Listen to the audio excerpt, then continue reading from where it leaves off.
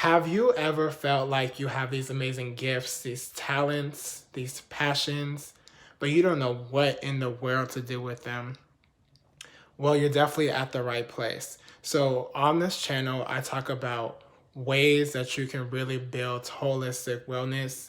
So, if that's something you're into, if that's your jam, definitely consider subscribing and hit the bell so you can get notified when I put out a video every single Friday. So let's get into this content, all right? So, in developing your gifts, your talents, your treasure, your passions, and knowing what to do with them, you gotta find your shape. And no, no, no, I'm not talking about your figure. So, shape is actually an acronym, and it stands for your spiritual gifts, finding your heart, finding your abilities, your personality, and your experiences to define your purpose. So actually this was inspired by Brennan Short, who is a pastor at the church I go to in Sacramento area, and it's called Bayside Midtown. So this really gave me revelation, really gave me confirmation on where I need to be going in my journey in terms of developing my gifts to better serve people. So step one is your spiritual gifts. So there's actually an assessment you can take where you ask like a questions. The one I took was about 65 questions or so.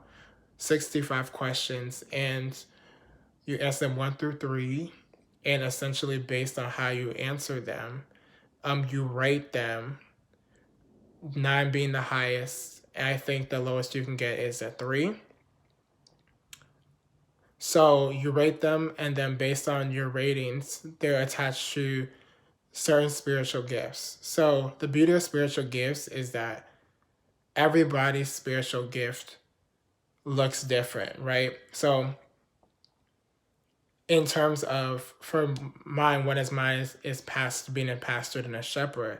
So that's someone that, takes care of people and helps facilitate a process for people to be able to mend their life issues. So I see that as being an advisor, a counselor to people to really help them get over difficulties in their lives in order to move forward. So that's the beauty of spiritual gifts, is basically gifts given to us by the higher power in order to serve other people, right? So H is heart. Heart is where your faith lies and also where your passions lie as well. So you typically do things that you're passionate about and you give a lot of heart. So I heard this really amazing story about this plumber, and he was working at the church. He's a plumber at a church, and a pastor came up to him and asked him, "Do you like plumbing?" Right? That sounds like a ridiculous question. Do you like plumbing? And essentially what he said was, "I don't like it, I love it." And he's like, "How can somebody love plumbing? Like, that's crazy. You just freaking fixing clogged toilets and making sure the sewage is good, is on point."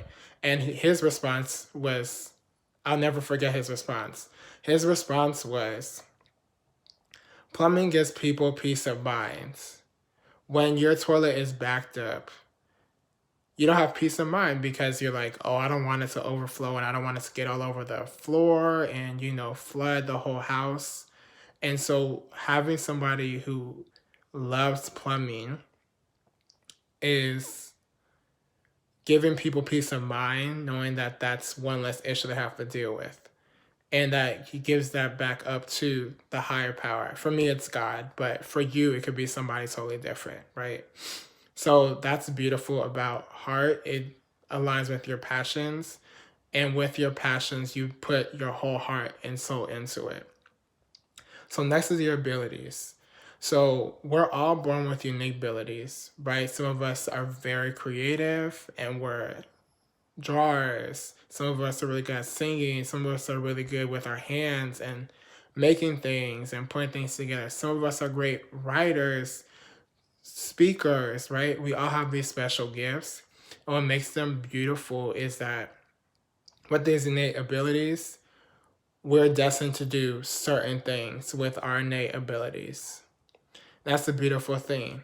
I can't do what you're destined to do.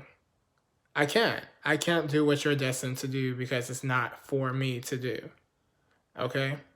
It's for you to do, and vice versa. You can't do what I'm destined to do myself. Okay? And so, abilities are really, really important. They're innate and they're given for me by God. Okay?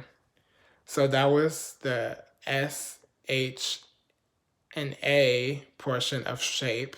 Okay? Um, Drop in the comments if you're getting any value from this. Let me know what your biggest takeaway is, and let's just keep it pushing.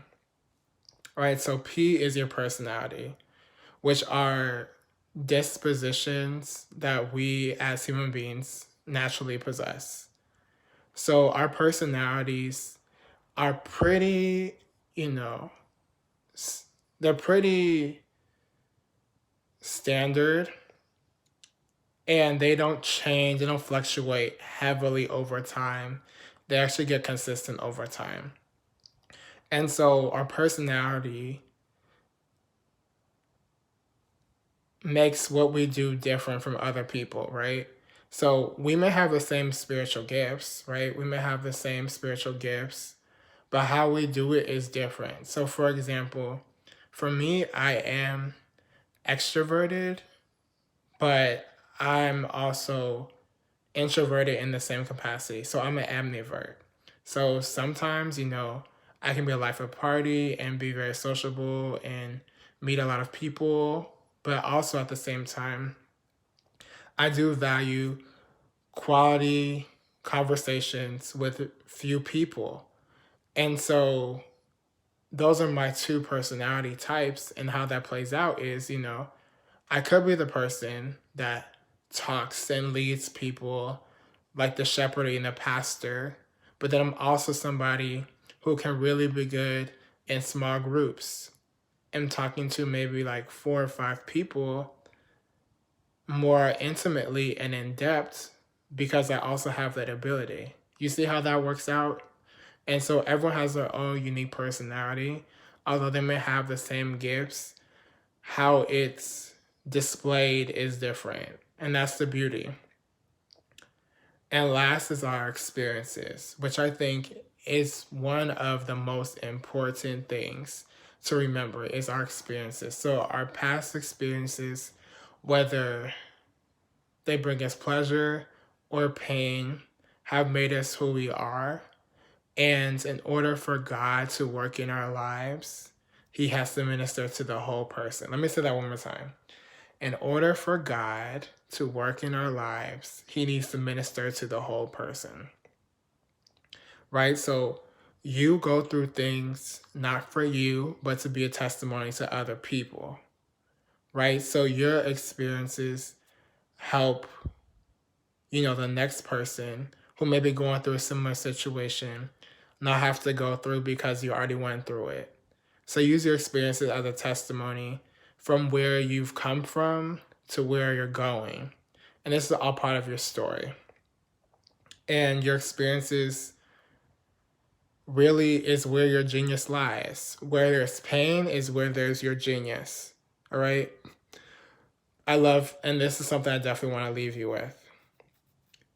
This is something that David Sharp always says. Make your mess your message. So the things that you go through, the things that you experience are part of your story, and we all have very powerful stories, and it's time for us to start sharing them. All right? So if you got value from this video, definitely let me know. I will leave links in the description so that you can definitely see where you lie on the spiritual gifts. I'm definitely interested in where you lie in that. And also, I'll put a link in the description as well. A personality test that I personally took that goes into detail and see how your personality and your spiritual gifts actually connect together. And in the next video, I'll talk about how you can actually implement those things. So thank you so much for watching, and make sure you like, comment, and subscribe. share it with your folks, and I'll see y'all next one. Take care. Peace.